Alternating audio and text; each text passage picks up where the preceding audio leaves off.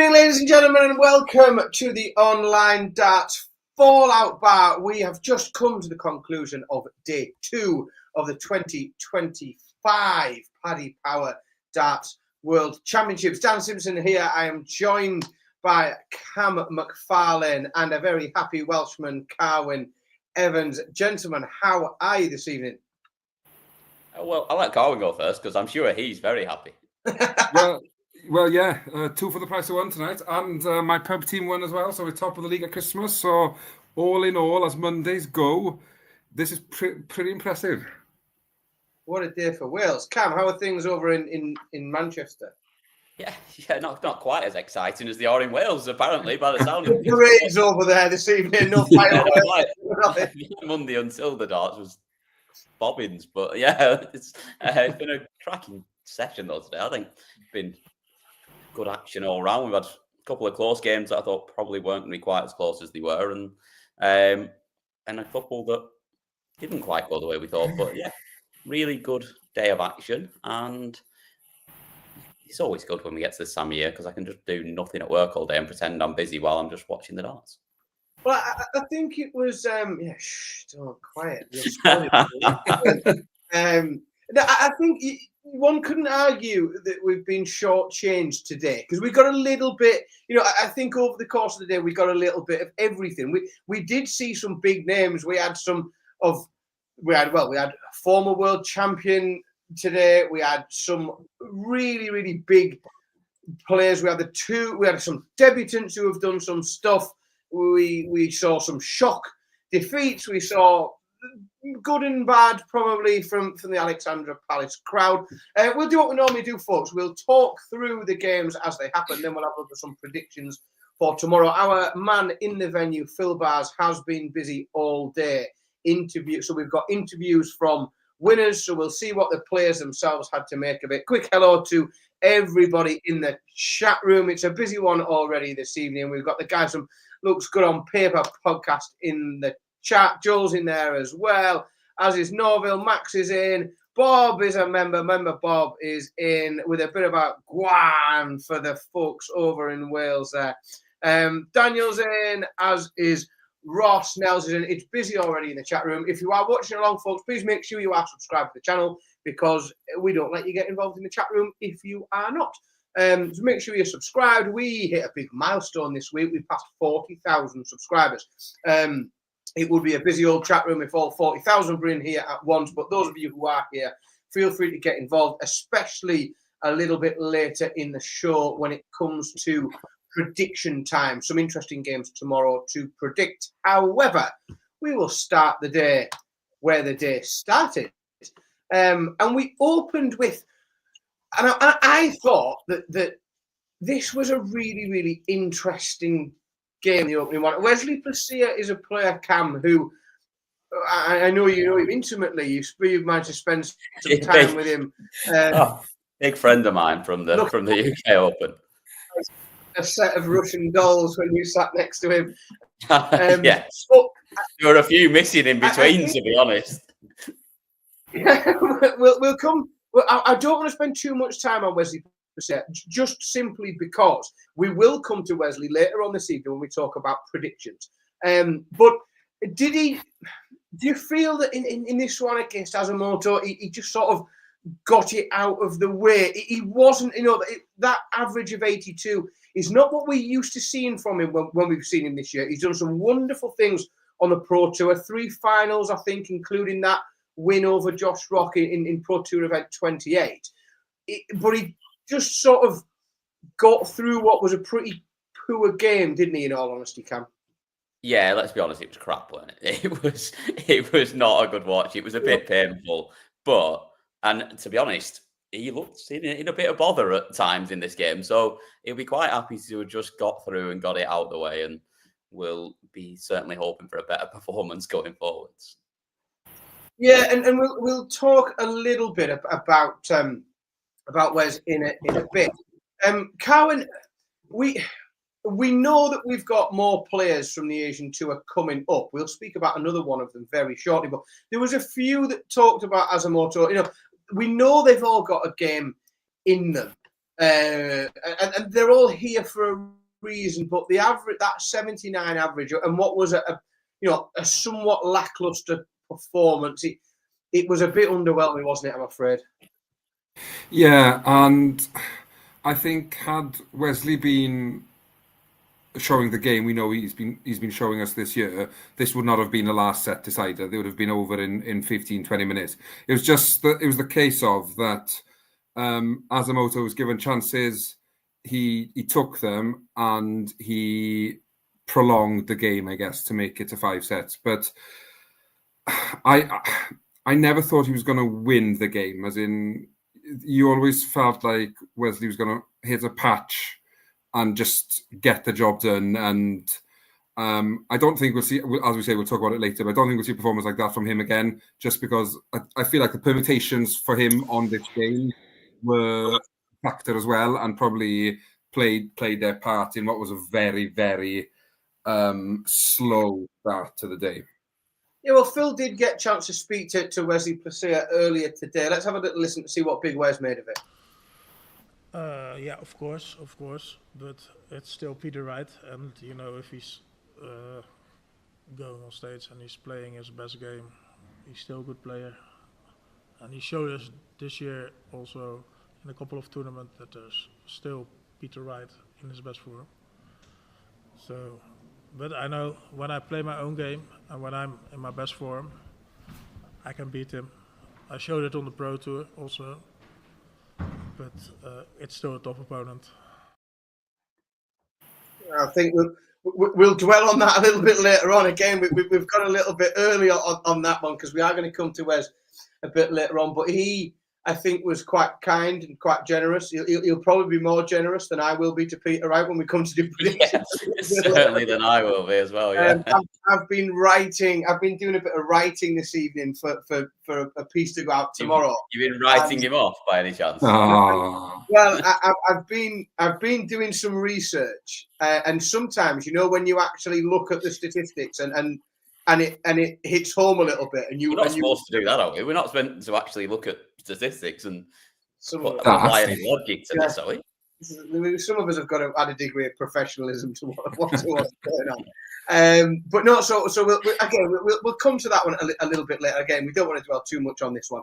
And another, and we'll come a little bit later to talk more about Luke Woodhouse. But I think quite the opposite here. I mean, for me, Carwyn, Lawrence Ilagan sort of turned up and did what I expected Lawrence Ilagan to do, and I think also so did Luke Woodhouse. But a much stronger performance from the favourite or the favourite player in the game against the qualifier, and I think a real marker from a player that we've seen real good signs from this year in Luke Woodhouse. Oh, definitely, and he's one of these players that's just showing consistency, be it in his scoring or on his doubling. He doesn't sort of falter too much. He'll always sort of be around that mid-90s average and somewhere 40-50% on his doubles, and it makes him a very hard player to beat. I think what we need to see from him now is that step to the next level, so then he can start mixing it with the big boys. But I think we spoke about Lawrence Ilagan during the Grand Slam, that he's got so much potential, but his time running out for him to show that. And yes, he probably did today what I expect him to do, but I still feel sort of underwhelmed by what I saw from him. I think there's so much potential promise there, but he seems to have lost that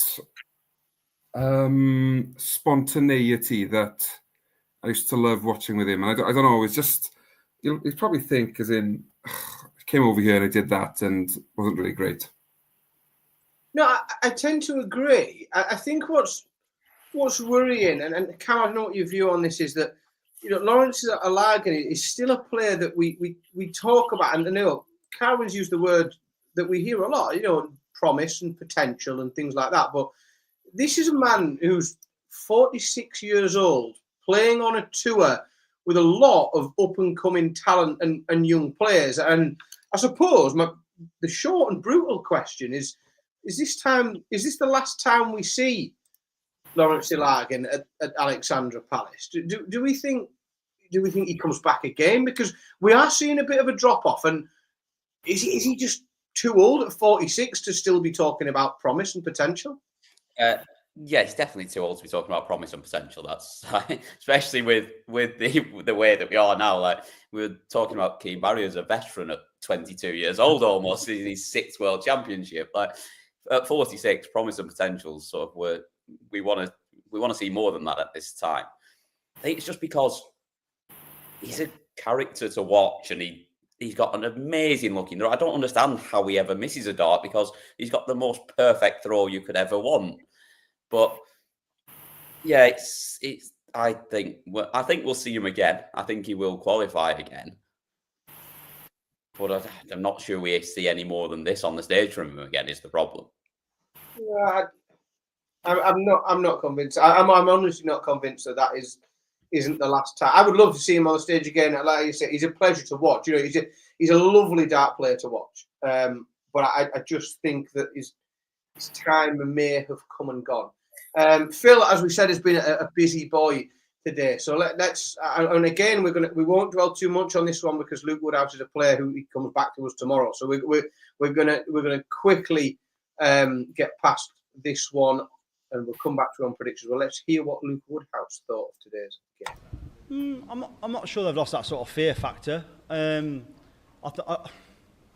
don't think it's quite as strong as it used to be. I mean, if you go back and you like see your Phil Taylor's when he was flying, and Van Gerwen for me had the biggest fear factor of all. But I think Luke Humphries and Luke Littler are probably, for me, the 2 best players on the planet at the moment. So everyone knows they've got that sort of aura, if you like, where they can go on. But I think more players now are realising if you put some work in and you keep you calm, you go at certain tournaments, anyone can have a good run in a tournament. Well, I'm not sure anyone. No, I certainly couldn't. I don't know what the standard was like in your local league this evening, Carmen, but he's very much overestimated my ability. Anyone might be a stretch, but yeah, again, I think we'll come to in a bit more detail. But played well, was never really in danger. Yeah, it was all right, wasn't it? Yeah, I thought he was steady enough, and like I said, we'll come back to him, but it was okay. Right, so to a game where, so I'll be honest, I was surprised by the result. I was also surprised by the ability for someone to manage to combust their darts mid game. That is remarkably impressive. I have never ever seen someone break a dart in that way. I've seen points break, I've seen you get your stem stuck in the end of it where you can't get it out. I have never seen a barrel break like that ever. Well, I think that these. So yeah, I'll be honest and I'll show my lack of knowledge here. But Evo darts are not a manufacturer to which I am closely acquainted. No. I mean, I could be if they want to send me some swag, but at present, not if they're going to break. Well, I was going to say, if he did them, Christ, imagine what I do to them with my repeated angle. Lottery of angles of entry. I think one thing that we've got to take away from it is clearly the second set were better than the first set because he played miles better after he switched them. I mean, yeah, you sort of think, well, he's Peter Wrighted himself in sort of an enforced Peter Wright move, which is completely, spun the game on its head. And, but the bigger story, I think, here is what has happened to Alan Sutter, Cam, because this is a player who, a couple of years ago, he was being relentless. I mean, we were relentlessly tipping him for deep runs in TV tournaments, and now he finds himself, just not really competing. He isn't. He's being. Let's be honest. He came out and he won that first leg, and then after that, he got absolutely bashed up by a bloke who's ranked 135th in the world. Yeah. I don't know whether it's the setup, as been suggested by Josh in the chat.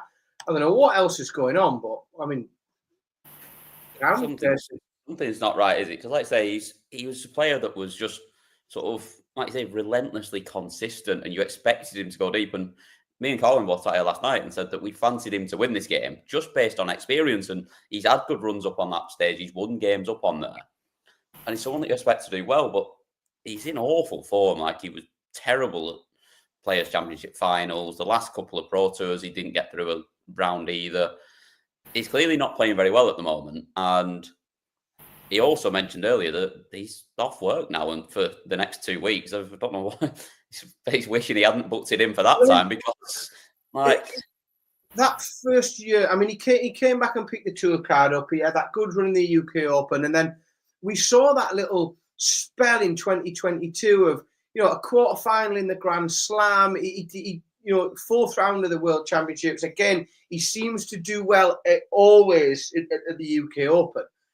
He always gets a few wins, seems to get a few wins under his belt, but we've seen him do literally nothing in the last year. There is a lot of people mentioning the fact that he's sort of gone to the moulded flight and stem combination, which to be fair, 99% of people in darts seem to have done these days. Like, I get laughed at in the pub because I still have separate flights and stems. Yeah, that's you look like look at you like you're an alien. A dinosaur. You're a fossil. That's it. So yeah, there's a lot of people gone to them, but they don't work for everyone. Like, and that's the point. And obviously, yes, your manufacturer probably wants you to sell them because they're 7, 8, 9, 12 quid a pop rather than 50p a pop for some flights that you'll have to change and some stems you might not have to change for a few goes. Like, so is it just that that's what they want him playing with, or does he actually feel better with them? I'm not so sure. Yeah, Carwin, if this form continues, and again, I don't dwell too much on Kai Gottard because he's gone through, so there's more chance to talk about him in other shows. Are we going to get to the point, do we think, when Souttar's card's going to come under threat, or do you think he's too steady? Well, form suggests it must be come under threat, as in he hasn't won a game on PDC since the Czech European Open back in the middle of October. So there's clearly something not working, and whether that be his setup or his confidence or all the juggling he does, because I know he's a very busy man with his work and what have you. I didn't realise he was a juggler as well. That will take some time. Well, he's juggling the dart at the moment, and I think obviously he's not the youngest of darts players, and he may be sort of thinking, well, I'm not going to give up my work because I'm at a stage in my life where I enjoy my work and it's the distraction I need. But I think we saw it with like Johnny Clayton a few years ago, where he had to make a decision whether he carried on as he was, or if he committed more time to darts, and it's what he did, and it helped his game. So, but I think Alan Souttar's card will be under threat in the next year. Yeah, just looking at that, that tour card race at the minute, that sort of live one, he sits at the minute.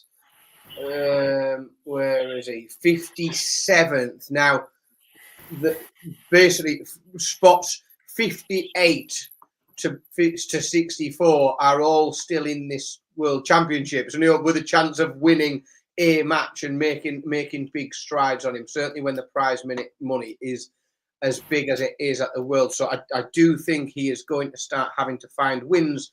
He's going to have to find them quickly. Like I said, we'd have plenty of time to talk about Kai Gottard on future shows, but let's have a little bit of a listen to what he said to Phil Bars earlier today. I don't find words for this. I think, oh my God, what's happened here? I play 4.5 years with the same set of darts. Nothing, is there no tip broken, nothing. And then I speak to my sponsor before of the game. They said, yeah, you don't have to take your other barrel to the stage, because why? And then, yeah, I don't found any words for this. I hear the commentators curse, never the sponsors curse before. Yeah, the sponsors curse, don't worry, how could your darts possibly break and then they just disintegrate on the Alexandra Palace stage? Right, well, I mean, it's time not to get too excited, but the first, are we having this as the first big upset of the tournament? I mean, I'm not, because I picked it to happen exactly like this. But I picked it as well last night. Carwin told me that he was far too that he fancied James Wade to go well. I'll just get that in there. Oh, you know what? The way the first leg went, I thought, how could I possibly... I knew what I was talking about. Yeah, Once looked really well. I was laughing. For one leg. Yeah. I mean, Carwin, we'll start with you then, seeing as though you predicted this one completely wrong. So, like, I mean, two questions, I suppose, and you can, or are we on one side or the other, or is it a bit of both? Like, we have seen a resurgence from James Wattimena, the likes of which we rarely see from players, where they consistently, big tournament after big tournament for 3-4 tournaments in a row. And again, he's not lifting trophies, but he is doing serious business at the minute, James Wattimena, on the regular this year. He's certainly in terms of television tournaments, you know, one of the most informed players. That final of the European Championships, the quarter-final of the Grand Slam of darts. We're seeing really good darts from him pretty much all the time. Was this just Jermaine Wattimena doing what he currently does? And I mean, it was very much a James Wade performance, you know, sort of 97 average. His doubling was crap. Yeah. But was it brilliant from Wattimena or crap from Wade or a bit of both, do we think, Cowan?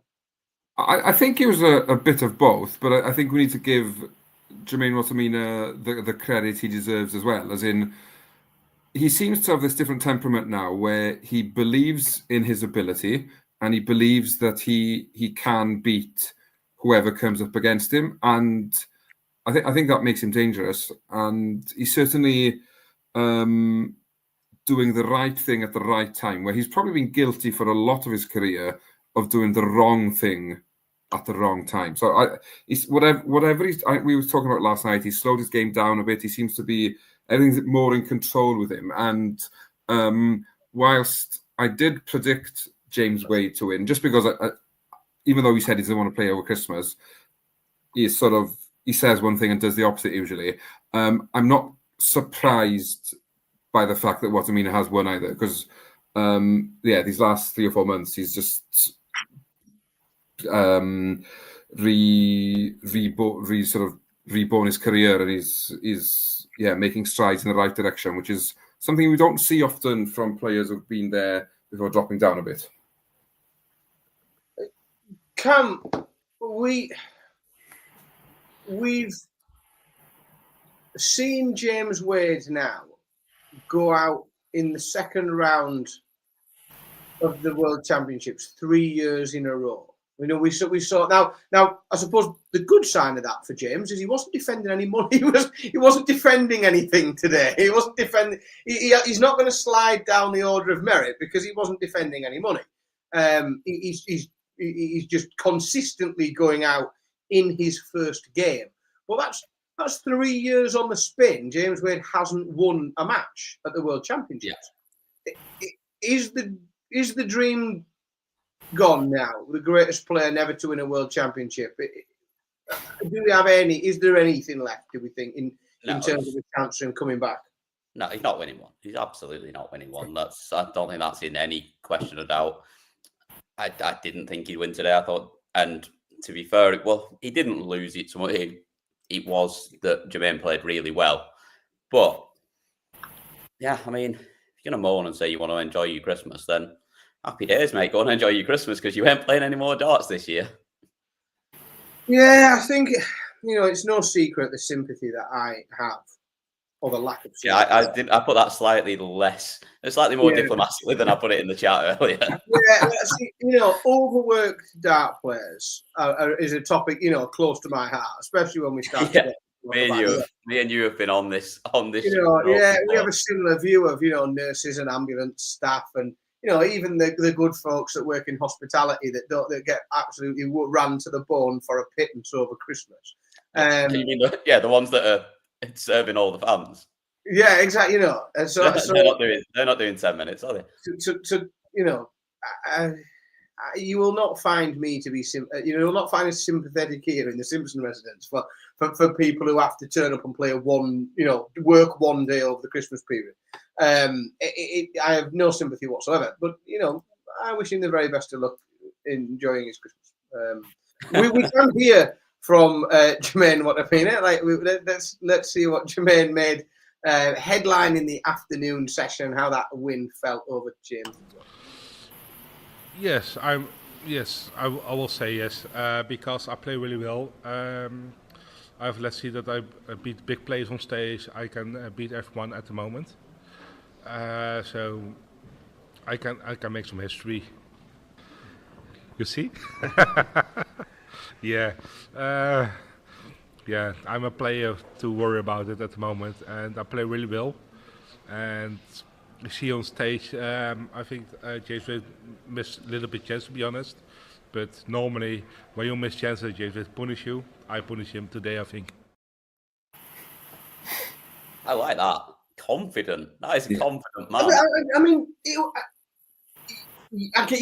but it would be difficult not to be, wouldn't it? With the way that he's playing and the way that he's winning matches, and the way that he has dominated matches lately, especially against players like there are lots of games that he's won recently where he wasn't the favourite going into that match. A lot of games he's won where he wasn't the favourite. And again, today, yes, those of us, let's be honest, we watched more darts than 99.9% of the rest of the country.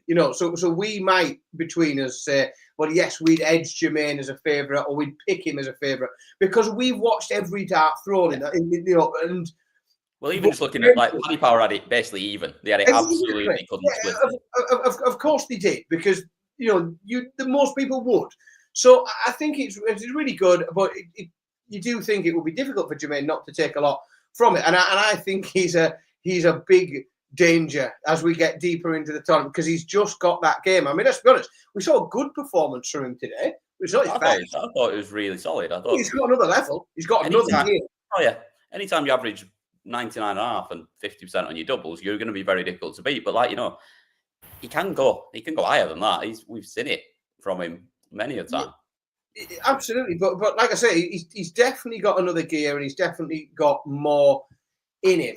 Right, well, that wraps up the afternoon session. Moving on to the evening session, and Cowan, it seems that we should come to you first here for your take on this one. Now, this is a man in Robert Owen who, at one point, wasn't coming to Alexandra Palace this year. Probably had plans for it was probably the envy of James Wade. He was probably going to enjoy a nice Christmas at home with the family, and all of a sudden he was thrust into the frustrations and challenge of having to come in the World Championships and play. And now he's got to do it for a bit longer. Yeah, now he's not going to get back to Wales anytime. So when he is, he's probably going to go home for a break. And I don't know. He might know he's probably going to stay. He's playing quick. He wouldn't travel that far. Cowan, in the completely, I'm sure you'll call this one right down the line. But what did you make? Unbiased as ever on the world. Yeah, completely unbiased. First thing I should do is apologise to Robert Owen because I actually predicted Niles to win 3-1. Yeah, we all know why you did that. Yeah, smart. We've all done that before. We know you were playing a game. But no, to be fair to Rob, I thought he actually played how I expected Zonnewell to play, in hitting the right score at the right time and being quite clinical on his doubles. I know he missed a few here and there as well, but he just seemed to find that 140, the 180 to get him back into the leg or to get him ahead in the leg. And once he got that, the second set on the board, he seemed to relax, and I guess he's got nothing to lose. So it's a free hit. He shouldn't be here. He should be sort of thinking, well, that's the card over with, and what do I do next, sort of thing. But it's a free shot, really, and hopefully he gets confidence from this, as in his average is okay.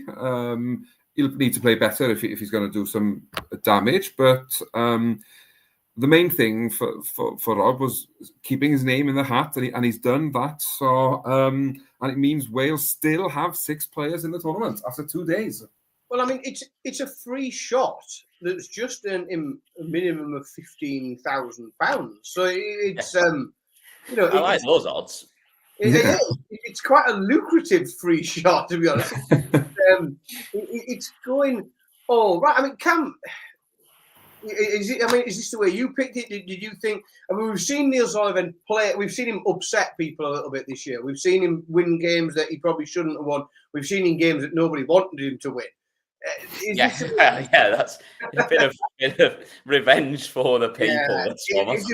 A bit of justice in this one. I mean, Neil Sullivan played well, averaged 93. You know, is it just a case that Neil's was edged out on the day? Can't take too many negatives from it. Lives to fight another day. I think so. Yeah, I think I expected him to win. I thought that he would be the better of the two and come out on top. But I mean, it was just, for me, this was just a really enjoyable watch. This game, actually, it was just top quality from the pair of them. Like, it was close. It was a battle all the way through, and it could easily have gone the other way. But fair play to Rob Owen getting over the line, and I'd say another run for him now, and he can keep his toe card with another win. So that is potentially fully taking advantage of your opportunity. And I don't need to worry at all for Zonabelta. No, I think potentially retain that 2 card with another win. He'll bump into Gabriel Clemens in the next round, who is again a man far from in what you could claim it was his best form. You know, he's struggling for form a little bit at the minute to Clemens. So I think that'll be. I don't think he'll be worried about that draw. Yeah, we've got an interview with Robert on. It's one of the longest. It's other than Leonard Gates, it's the longest interview we've got. We could get some really good content out of these. We'll play it now. Carwin will hopefully translate afterwards. Well, the last time I played that, some of the stuff was vile that was being chucked at me, quite frankly. But hey, I'm thick-skinned. I don't really care what people think. I'm me. All I care about was what's happening with me and my family. I don't care what anyone else thinks. But it's not nice to have it. It's not nice to be on the barrage end of it, especially on social media. But when people find out that exactly what was going on, it's a different kettle of fish. They all want to be your friend, but you know what I mean. Unfortunately, that's what it's like being I suppose, as a sports person. I suppose even a dance player, football player, anyone. It's all the same. But to be honest with you, I don't really care. What advice can I give? Can I give Gezi? At the end of the day, he's a world champion. I can't give him any advice. He can only show me advice, give me advice. I can't give him anything. The guy's been there and done it, and I've got the utmost respect for him. You know what I mean? I know his children, I know his wife. I can only give him utmost respect. But probably not play up so much. Yeah. Well, with the greatest of respect to Robert Owen, what a fucking bizarre question to ask. Yes, it's a bit of a strange one. And also, I'm not really sure when we're talking about when he's been. I don't know. I mean, if I'm honest, I've been on the end of it as much as hands up a little bit, and maybe we're all in the dark. Maybe he's just had a fallout with someone because he's been in the local pub or something. Maybe people have just genuinely been throwing things at him. He's just got an ongoing dispute with his next door neighbour, and every time he leaves the house, they're hoying at each other. Unfortunately, folks, we haven't got the question. Is the problem? We've not seen what the question was that he was asked. The question we did get was fucking nonsense. So we can't really pick a great deal out of that. Other than, I suppose, we will pick the positives up. That Robert Owen, again, having been, I'm not going to call him. We can call him a late call up. He certainly. Let's be honest, he had no plans to be here originally. And he's put on a very good show. He's played very well. He's making the most of his opportunity. He's made 15 grand's worth of it so far. And with another game, he could put himself in a very, very positive position to retain his tour card. Moving on, friend of the show, a bit of a favourite of the show as well. This was an enjoyable watch. I am a big fan of Ben Robb. Like I really do like him. I respect very much some of the decisions that he has made to play in certain places and not others. And I genuinely was a bit gutted when I saw the draw, just because I think Ben Robb, there were so many possible draws that Ben Robb, you would have fancied him coming through or getting really stuck in to a battle. Yeah. But Cam, this was, I mean, it was everything that we know Connor Sutt can do. In fact, we know he can do a bit more. But it was just a class act, this, wasn't it? Really, really impressive. This was like, same as you, sort of like, we're all big fans of Connor on this show. We have been for a while, and we've loved what he's done for the last year. That obviously he's had an incredible year, but just taking it onto big stages and doing it now, just takes it all in his stride. Not bothered. Like, it doesn't matter whether he's playing at home or whether he's playing up on the big stage. He seems to just be able to bring that level wherever it is. And I mean, he's the only man in the tournament so far to average over 100, I think, from what we've seen so far. I mean, there's not that many that have ever done it anyway. The list is not one of the longer lists. And yeah, it looked like he still had loads more he can do, which we know he can. He's that good. And I don't think you could have had a worse draw for Ben Robbie. I genuinely don't. Like, the way that Connor's playing at the moment, it's just really, really tough to come up against him when he's in this sort of form. And yeah, he didn't play his best either, which didn't help him in this. It wasn't by anywhere near Ben Robb's best either. But he'll be back. We'll see him again, and at some point, I think he will win a game on this stage as well. We know as well, Cowan, you know, the effort or the results that we've seen from Connor Sutt this year without a tour card. You know, this was a superb performance, but we now see him not only in the top 64, because he's in the top 64 as it stands. And, you know, we know he's secured a tour card already, but he's looking at the minute for all the world like he's going to secure that top 64 spot. That nigh on 30 grand that he's put towards match play qualifying could carry through to this year. The only player we've seen do this in recent times is Luke Littler. It's quite exciting, isn't it? Oh, it's huge, and I guess it just gives hope to everybody sort of out there on the challenge tour and what have you to stick with it. And if you play your A game week in, week out, you'll pick up results and you'll get that money and you'll bank it and you make it to the Worlds and then to the World's your oyster. And he makes darts look so easy, as in it's frustrating how easy he makes it look. And I know he's a bit older than Luke Littler, but he's still relatively young when it comes to dart players' ages. But he looks so comfortable on that big stage. Nothing seems to faze him. And if he missed the double or if he didn't, if the 140 or 180, he almost laughed it off because he knew, well, I'll get it next time. And he's a joy to watch, and one I'm very much looking forward to seeing more and more of him over the next couple of years, because I think he's going to make some serious damage. As in, if you're one of the seeds, you don't want to be coming up against Connor Sutt in this form. No, you absolutely do not. Connor, I think, you know, everybody knows is a huge danger. There's lots of people seen what damage he can do. I think those very, very nice. I mean, let's be honest. They're a gorgeous and very familiar shaped dart that he throws. They don't look the easiest to throw, to be honest. I would just imagine what he could do with a normal set of darts that have a bit of grip on them and like are of a regular shape and have all four sides of a flight on top of it. Like, they look like it would take a wizard to throw darts like that, doesn't it? It's very nice. Well, you know, in the absence of another set of familiar darts that shape that aren't at the Palace this year, it's very nice to see a set of darts that shape being thrown around. But yeah, absolutely superb stuff from Connor Scott, big friend of the show. Let's have a little listen to what Connor made of things.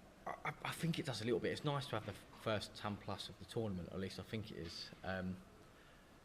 But obviously, everyone else knows they're very, very capable. Like the top boys know they're very, very capable of averaging over 100. It wouldn't surprise me if Gezi went up this evening and averaged 110. Like it wouldn't surprise me. But it's very, very nice to have the first one, and hopefully, I'm in a few clips at Christmas time.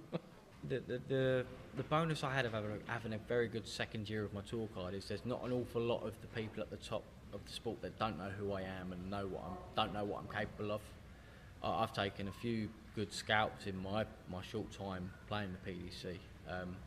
There's not many people out there that don't know what I'm capable of and don't know what I'm about. So I think that bodes well in my favour. So I know what to expect because they don't think they're going to be playing someone that's not going to be very good up there. So I know I'm going to have to play well, and I know they know that they're going to have to play a half decent game as well. And you know, he as good as he is to watch, he is. It's such, and I don't know how to say this without being a bit negative on a lot of other players, but it's so refreshing to hear him speak because he speaks so well and he has such a knowledge. I mean, there are few players that would admit openly to knowing what everybody else is averaging. Yeah, like not only that, but also that he knew what he was averaging as soon as he finished as well, and like wanted to know straight away as well. Yeah, of course he did. He knew exactly what he was averaging, but he also knows where that sits alongside everybody else's. Like this is a man who is a proper darts man, Connor. You know, he doesn't just play. He's a big darts fan. And you know, I genuinely think the sky's the limit. I think I'm very, very excited about the potential that Connor Scott has got. Yeah. And also in that little bracket, whilst there is some mass talent in that part of the bracket, there are also a few players that have the potential to A, throw a stinker in, or B, Connor Scott has the potential to turn up, average 103 and bash him. So I think it's really, really exciting. Moving on, because we do need to keep the pace going, because we've got loads of predictions to do as well. We're already a long way in here. We are getting we're going to have to. I feel like we might be here for a minute as well. Well, yeah, we might be here for a minute, but I tell you what, let's rattle through these next two, and then what we'll do is we'll do predictions at pace. I think today, let's try and keep things reasonable. Right. Before we get too stuck in on this one, I am going to while we've been on the show, and I'm going to just call it as I see it, because I don't have any detail other than whilst we've been on the show, I've been sent an image that Cam Menzies has shared on social media, which appears from a quick glance while we're on the show to be a picture of what I think is his father in hospital. Yeah, I'd heard a rumour earlier that his father wasn't well. Now, in that case, I'm not going to tread carefully, but I'm going to sort of accept that Menzies wasn't at his best today. You know, he didn't average close to his best. He didn't double close to his best, and he was clearly emotional during and after the game. Yeah, the crowd didn't help matters. We know that the Alexandra Palace is branded as the biggest Christmas party in the country. And it is not, and let's be just brutally honest, it is not what we would call the traditional purist darts fan. You know, Cam, it's not you and I sat in a Reds bar, like shushing people for, making too much noise, trying to focus on, that isn't what Ali Pally is. No, it's not what we expect from it. We know it's not going to be that. No, we know that it has the tendency and the potential to degenerate into what we saw tonight, which wasn't the best environment for somebody who, as I understand it, is already dealing with things outside and away from the hockey to cope with. Now, I've shared relentlessly, and Josh has pointed there about the refereeing. Now, I have and I share a lot, very, very strong views about, individuals whistling when a player is throwing. I think, like, pull them out by their feet, like drag them out by their feet. We've had this conversation before, haven't we? Completely no, like, when it's one individual whistling, like, pull him out by his feet. You have to have absolutely no tolerance for him whatsoever.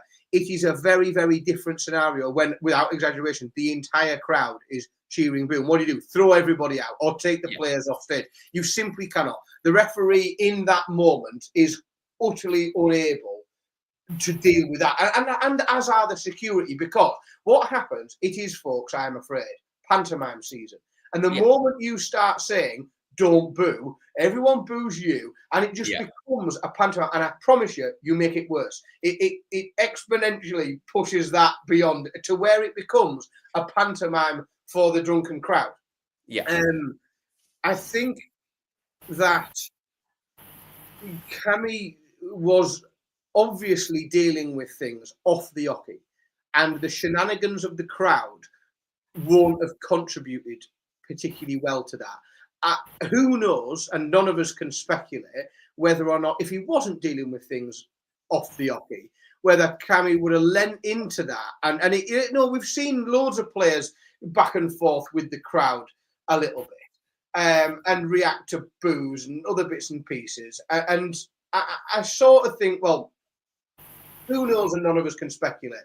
And I would also go as far as to say that Cam Menzies can't really speculate either, because who can deal in a, well, if Watson maybes of if this wasn't going on. So I don't want to dwell too much about it, and I think we've probably gone over it in the detail that we need to, unless either of you have got something additional to offer, in which case we could probably just focus on Leonard played better than expected. No, I haven't really got a lot more to say on it other than what you said. Like I say, I don't think that was the worst we've ever seen from the crowd there today. Like, there wasn't any whistling. There wasn't any whistling while people were throwing, and it was all reacting to his darts. And I think Cammy generally takes this sort of thing pretty well, and he will have a bit of back and forth, and usually fires him up a bit, and he sort of maybe even fire him on a little bit. And I think he tried to do that earlier on, which probably didn't sort of help him when he needed sort of it not to be that later on, that the crowd were already sort of quite into it. And obviously Leonard gets him quite fired up as well because of the way he is, his mannerisms, and he's sort of quite, like, gives it a big up there quite a bit as well.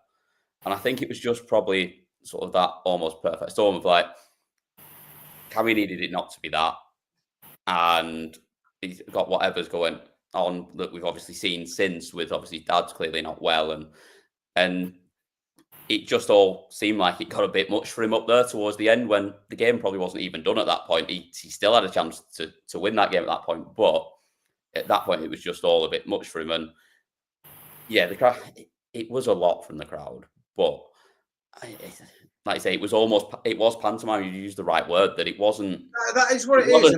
I don't feel like it was like they weren't attacking him. It wasn't like really. I don't think there's any ill feeling there. I think it was he's from not Scotland. the right thing for him on the day. I think he's from Scotland, and Scotland get battered everywhere they go. And I think that's, and Leonard Gates is too, well, I mean, depends if you've met him, but Leonard Gates to the general public appears an endearing character. As long as you don't want a picture with him. Don't ask for a photograph with him, will you? Leonard Gates appears an endearing character. Carwyn, like, I heard a whisper that Leonard only flew into the UK this morning. I did not expect this. And he's not set the world alight. He's averaged 82. His Dublin was 35%. He's done all right. But, like, it's a win on the world stage. It's 15 grand. It's whilst we haven't seen it in this environment, we do know that Leonard Gates has a game in him, because we've seen it on the seniors. We've seen him turn up and chuck 100 average. If he, and Cam might start throwing things when I say this, but if Renegades turns up and averages 96, 97 against Nathan Aspinall, who remains unpredictable, could that be a game, or do we not think? I'm not even entertaining this. I removed myself. No, I don't think. As in, I think I find it laughable if he only landed today, but based on his darting counting ability, he probably got the dates wrong. And that's why he's landed this morning. I've seen him pull. No, I don't know if I've got a story to tell you. Take it down and check on 188 and still go 19s was there's something I've never seen before. Yeah. Yes, he's got that game in it. Has he got that game in him on the Ali Pali stage against a fan favourite like Aspinall? I don't think so. Yeah. There was some rogue darts in there at times as well. Like there was some good and there was some that were like pub standard. Well, yeah. Let's have a dead quick listen and see what the man himself made of it. Let's have a quick listen to see what the Gates made of it. I hope I said some things to him that will help him in his game, personally as in life also. He has to figure out what it is with him, if he needs more help or whatever, but hopefully I said something that will build his confidence and he'll keep his game going. We played together and I was just like, oh man, that was a tough one. I wish the draw didn't happen like that. You know, I mean, maybe the second, third, fourth, fifth round or whatever, I faced him, but I was just like, okay. But I've watched him these last few months. He's shot great. He's shooting great darts. I mean, tonight was just something different with, you know, being in Ali Pali, the finals or whatever. And you kind of got to block that out. But Cameron, he definitely came into the game with a lot of emotion, with a lot of passion. I mean, he's a great guy, man. That's all I can say. He's a great guy. I think the best way we can sum that up is only Gates was as out of the loop on the full situation as the I think so, yeah. crowd was. That was a bit of not a negative one, but let's get back to a positive and happy Welshman. As we say, Carwyn Evans, could this have gone any better for the former world champion seeking to regain former glories? Yes, he could have averaged 104 like I predicted last night, and then all would be perfect. I think that's the only thing you got wrong, to be honest. Yeah. You did have it 3-0 as well. Yeah. No, to be fair, obviously, Keane Barry was nowhere near at the races, especially in the outer ring.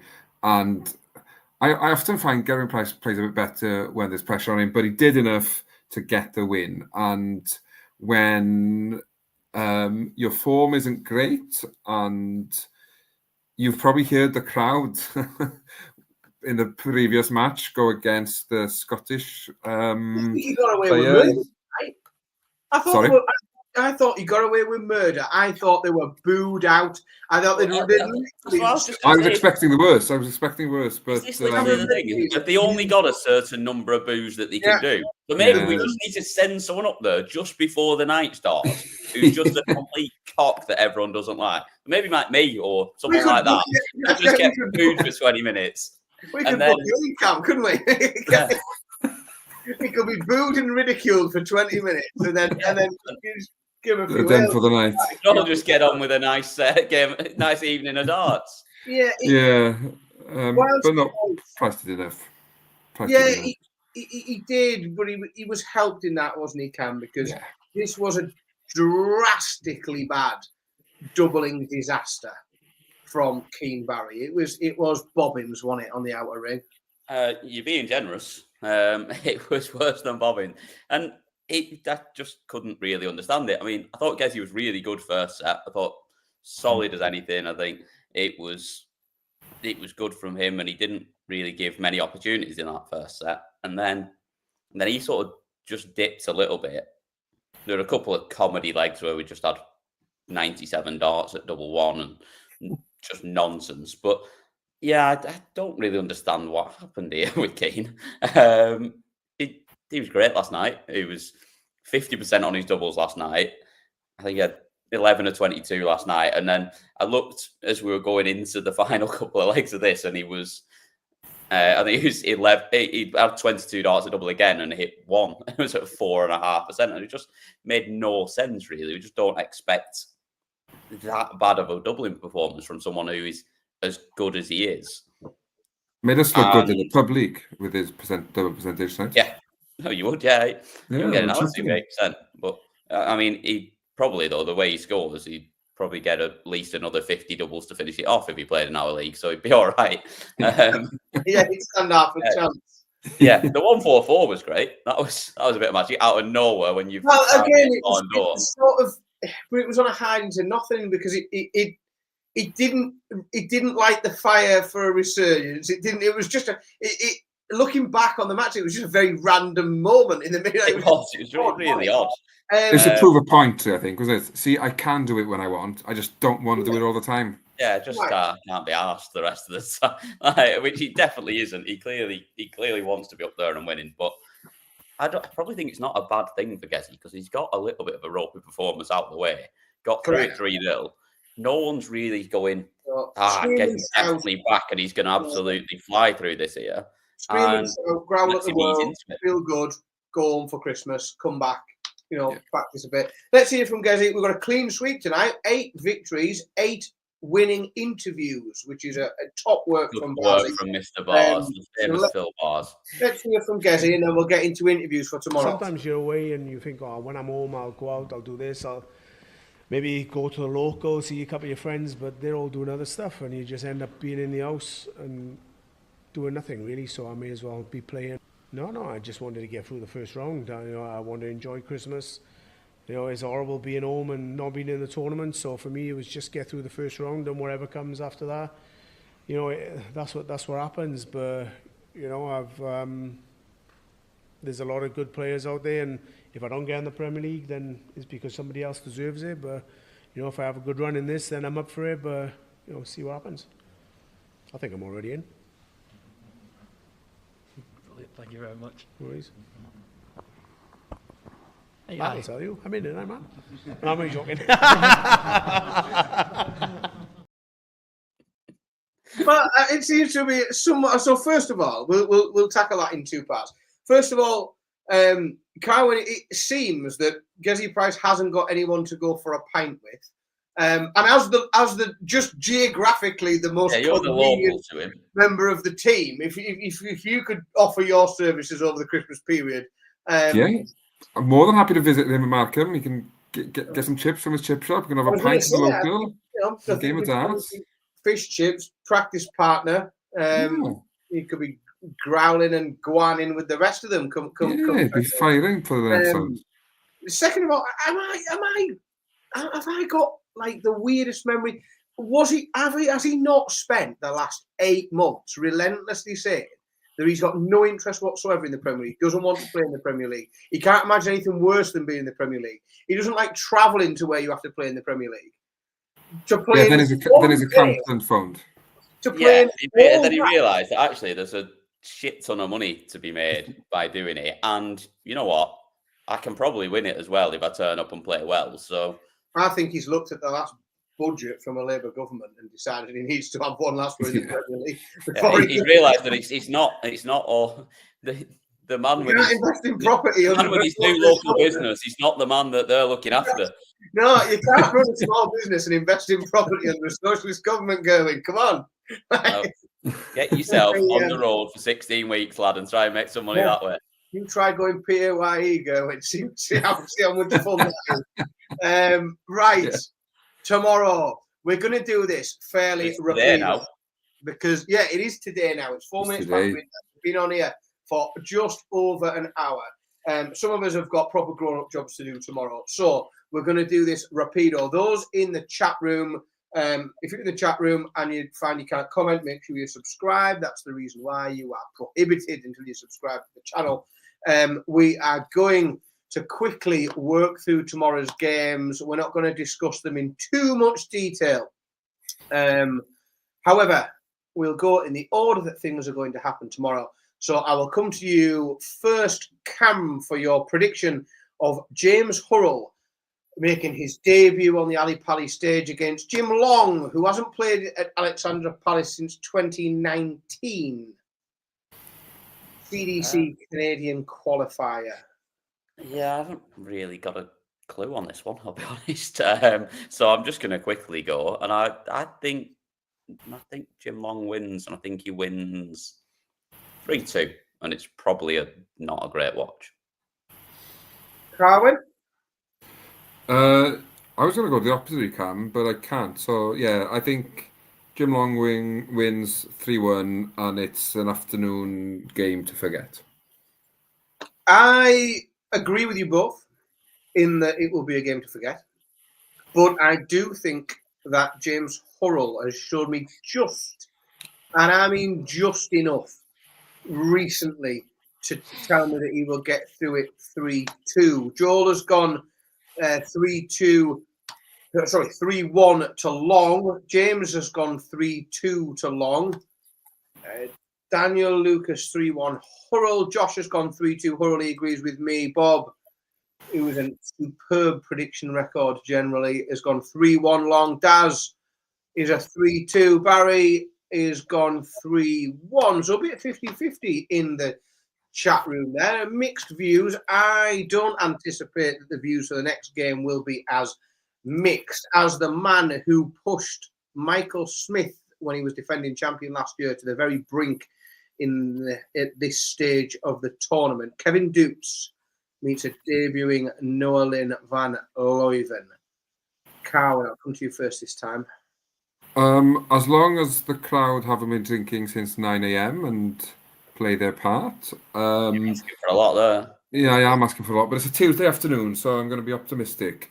Deutsch wins 3-0. A couple of sets might go the distance, but I don't think Noelin wins a set.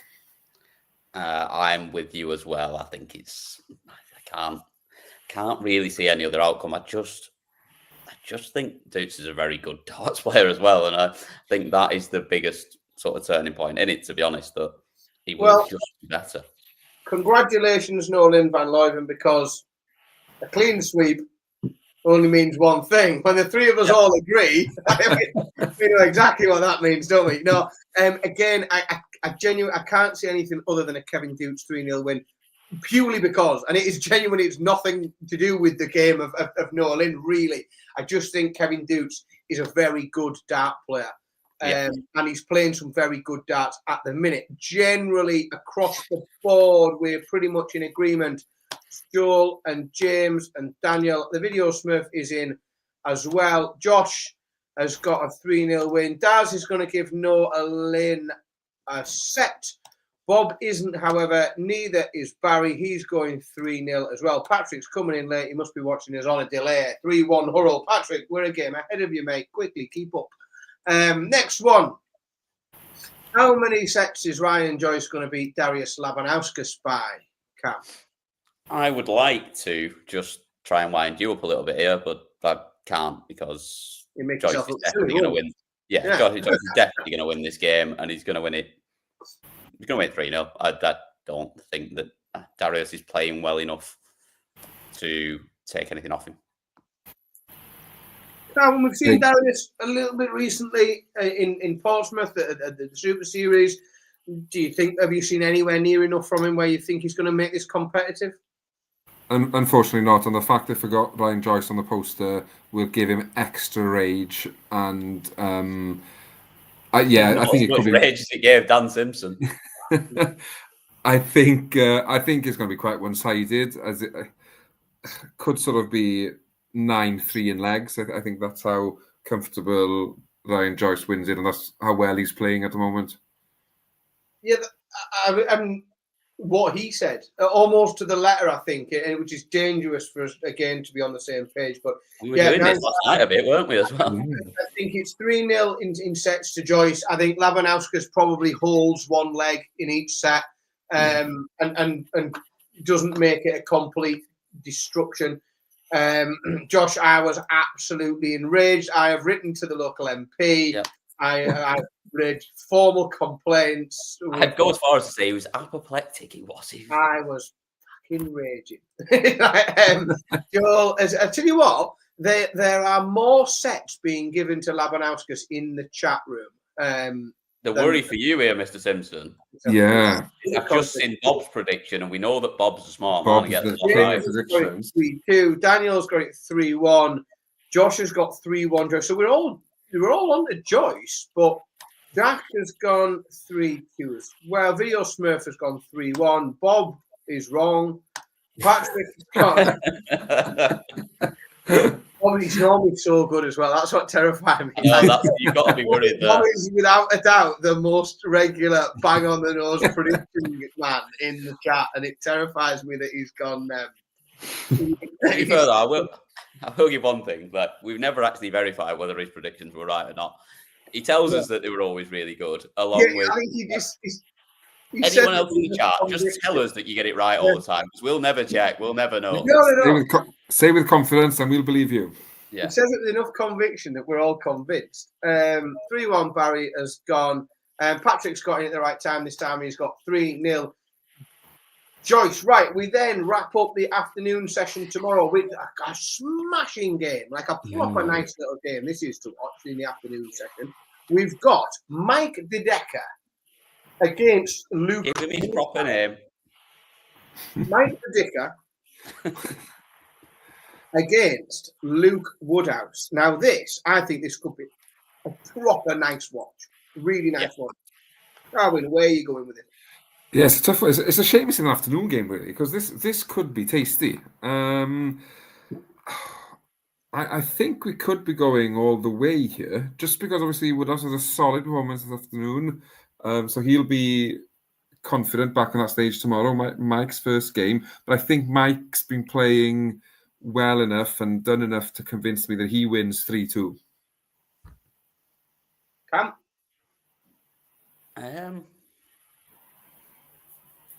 I like the upset here. I do think he's been playing well with Mike Dedecker, and I think it's certainly him going on and winning a big one. I think he's got the confidence there to just rock up on a big stage and play well. But I really liked what I saw from Luke today. I thought it was just steady, consistent, and if you give him any chances, he's going to take them. And I think he will just get enough opportunities to nick it 3-2. I think the averages will be within a point, and they'll both average about 94, 95. I think we'll see like a 94.5 average from both of them, like within a point. And whoever hits the most doubles will win. And I know that's a ridiculous thing to say about darts, but I think, I just think the averages will be really tight. And it'll just come down to who misses and who hits. That'll be it. Because I just think they'll be pushed. I think they'll continue to get darts on each other's throw. And it'll just be whoever doubles the best will get through. And I think Bob's back on the nose. I think the Dicker wins 3-1. I think he just does. I think he's more accustomed to winning at the minute, and winning can become a habit. Joel's in agreement with me. He's got the Decker 3-1, as has Daniel Lucas. So has Bob. So has Josh. Patrick's got it 3-2. Mike has also got it a bit closer at 3-2. Video Smurf's got it 3-2 as well. Daz back to you, Cam. He's got a 3-2. He's back in Woody. Barry's gone 3-2 to the Decker. Very, very strong Decker picks in the chat room. Moving to the evening, we've only got a few games left. 4 games left, nearly done. We'll be on and off here pretty quick. I think these are a bit more straightforward as well. Jeffrey de Graaf. Do we give? And I know this is, well, I don't know. Do we give Rashad Sweeting a leg? I don't know. I know absolutely nothing about him. I'll give him a leg. I can't even find a game that he's played anywhere. I'm trying to look it and have a look before and see if I can find anything. I can't find one without going too deep into the archives. And I'll give him a leg. And I tripped up with this last night because I didn't know something about someone last night, and I didn't give them any sets, and then they won 2 and nearly end up beating Wesley. But no, I'm not falling for that again. He's the first ever player from the Bahamas, from the C, and he's qualified through the CDLC tour. Caribbean darts, something. Pass. It's DeGraff 3-0, isn't it? Everyone, should we all do it together? Jeffrey DeGraff 3. Everyone in the chat. Yeah, I'm not going to put them all. 3-0. I'm not putting you all in the chat room. I'm not putting them all. They all say Jeffrey DeGraff 3-0. If you say anything other than Jeffrey DeGraff 3-0, I'll take it that you're just trolling me, and I won't put it on the screen anyway. So just refuse. I'm not having it. We're having none of that. Do you know what? Do you know what I can't believe now? I should have approached that prediction to Ryan Joyce's match in exactly the same way. just assume that anyone who doesn't go 3-0 is just trolling me and move on immediately, because it'll be a solid 3-0 win. This is interesting, or I think it has the potential to be, because Ricardo Petrescu does have the potential to be amazing on TV. He also has the potential for a complete collapse. Xiao Chen Zhong, we've seen some amazing darts from in the Chinese Premier League, on the Asian Tour. This could be an upset, and we are waiting for one of the Asian Tour players to go on a bit of a run. Could a potentially vulnerable on a big stage Petrescu be the perfect time for that to happen, Cam? No. Just won't be. Ricardo's too good. We've seen too much from him now. Too many times that we've seen him on big stages and winning games and playing well. And he's not going to be the one that trips up at that point, and he's the one that becomes the first one. He wins 3-1. Thoughts, Gowan? Well, this game will be after dark, and there will be a few alcoholic beverages drunk by the crowd. What about the predictions, and what about everyone in the venue? We don't need to know about your night. It all depends how we react to the crowd, because we know they'll get on his back because they've done it in the past. Will they get in? I think he squeezes through 3-2 Petrescu, but there will be a lot of sweat. I'm conscious about going against Bob again. Well, I'm going to give Zong a set and Ricardo Petrescu 3. I think it's a 3. I think Petrescu, whilst we know he's prone to a meltdown on the stage, he's just done it too many times. He's a bit more comfortable with it. He's played on that stage enough. Bob's gone 3-1 Zong win. Joel's got Ricardo Petrescu winning 3-2. He's given Zong a couple of legs. Daniel thinks a clean sweep 3-0. James has got Pikachu winning 3-1. Jack's got a 3-0 victory. Again, we've got more and more Pikachu picks from Barry, Video, Smurf. Very much a clean sweep, other than Bob, who's gone Zong 3-1. I don't know whether we're giving him too much credit, you know. I'm starting to think that he makes it up when he tells us he got them all right. This next game could set up, it has the potential to set up what I am going to say will be, if it happens, the most watched game since darts wasn't on terrestrial television. Like, you can't compare when it's free and there's only 4 channels, because it's fuck all, nobody can watch anything else anyway. I still think it'll be more than that. But I genuinely think it might break all records. If Fallon Sherrick beats Ryan Meikle and sets up a meeting with Luke Littler, that is cataclysmic in terms of that. I mean, that would break the darts internet. It do break all the internet, not just the darts one, like all of it. Caroline Evans, is it going to happen? No.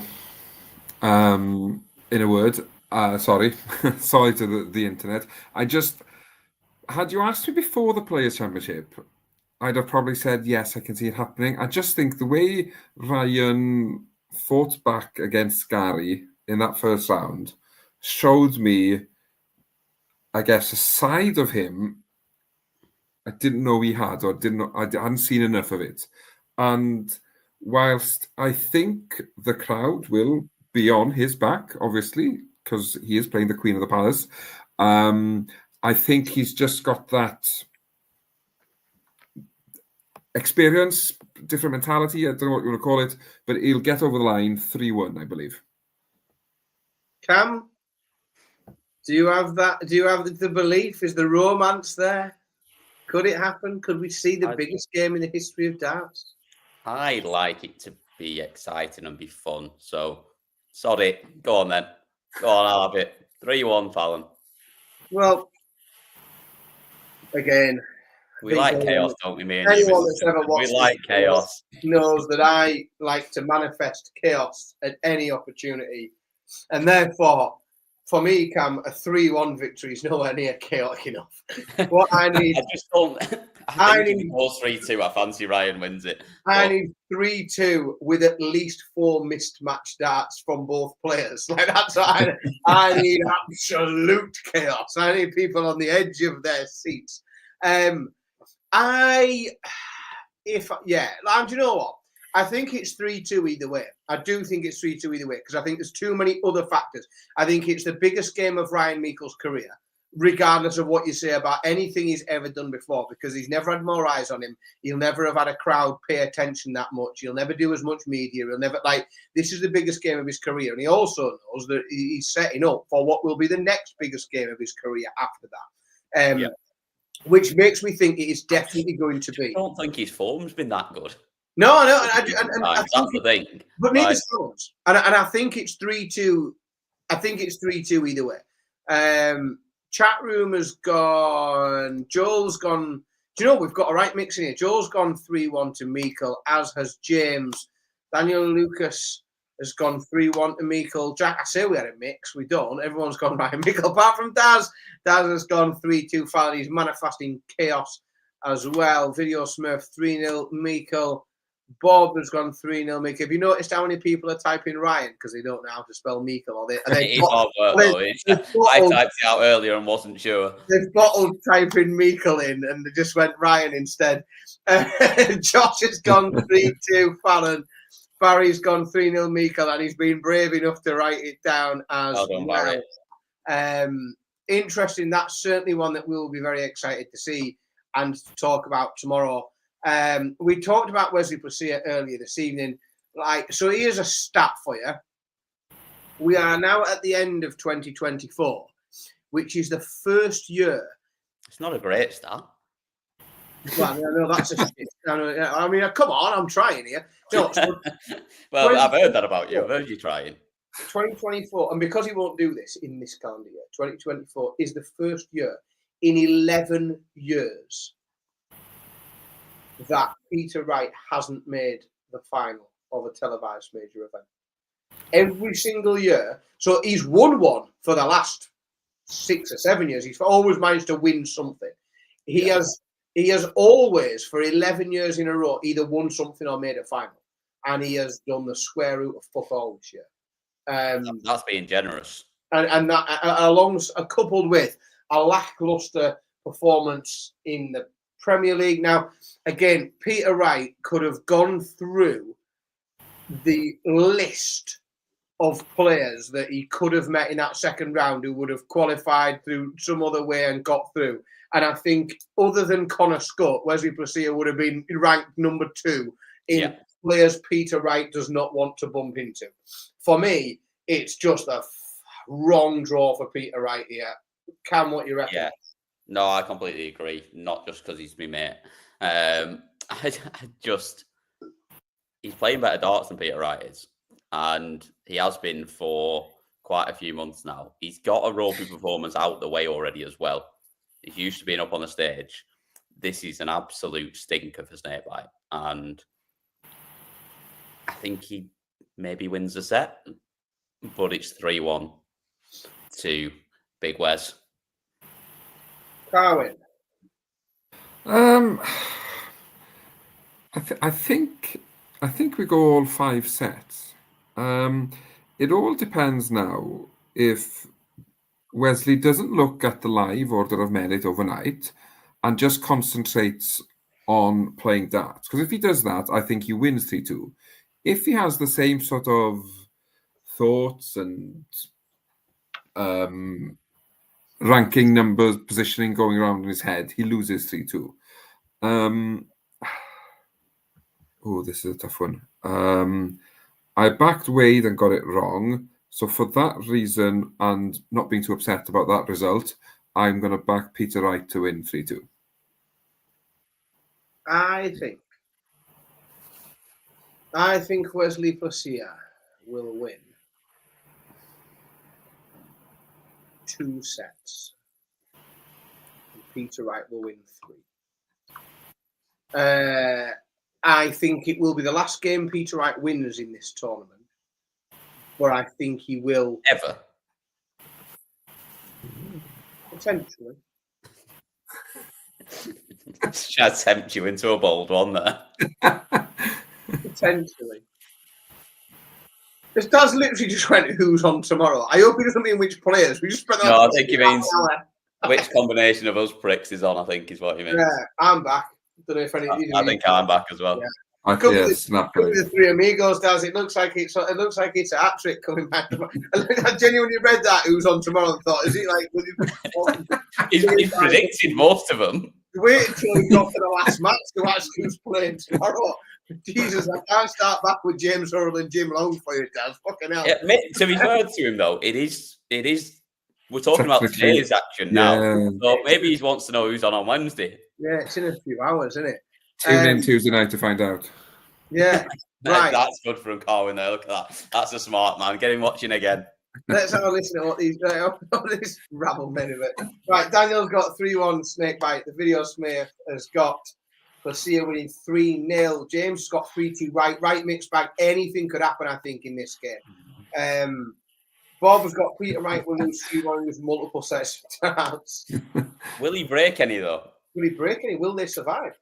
Jack's got Wright winning 3-1. Daz has got 3-2. Barry's got Pecia 3-1. Chat room's busy, so I'm struggling to pull the predictions out of it. There's all sorts of bits and pieces going on. Because Daz has thrown you completely. Right. And with that, it's time for me to probably go on a kick. I think this is the longest fallout we've ever done. Yeah, it's ridiculous. 1 hour and 23 minutes. Right, Paddy Power should be giving us a bonus for that. Right, folks, we will be back tomorrow, it seems, the three of us. Thank you very much, Cam McFarlane and Carwin Evans, for your... Yeah, speaking of bonuses, if they are giving us a bonus, everyone in the chat room, if you're going to have a pun on it, do it responsibly, but do it with these lot up here. Yeah, do it with Paddy Power. But please, that was good. I even did that in Meriden. I knew it was to go. Well done. You're practicing that all day, haven't you? Well so this is what I've been doing at work all day, just going, do I go left or do I go right? Tomorrow I'm going to put him in the other box and really shit him up. He won't know what he's doing tomorrow. Right, folks, that is the fallout bar for day 2 of the 2025 Paddy Power Darts World Championships. We will be back tomorrow to discuss everything that we've predicted tonight. We look forward to joining you all again for the ride. Thank you, Cam McFarlane. Thank you, Carwin Evans. We will see you all tomorrow. Thank you very much, folks, and good night.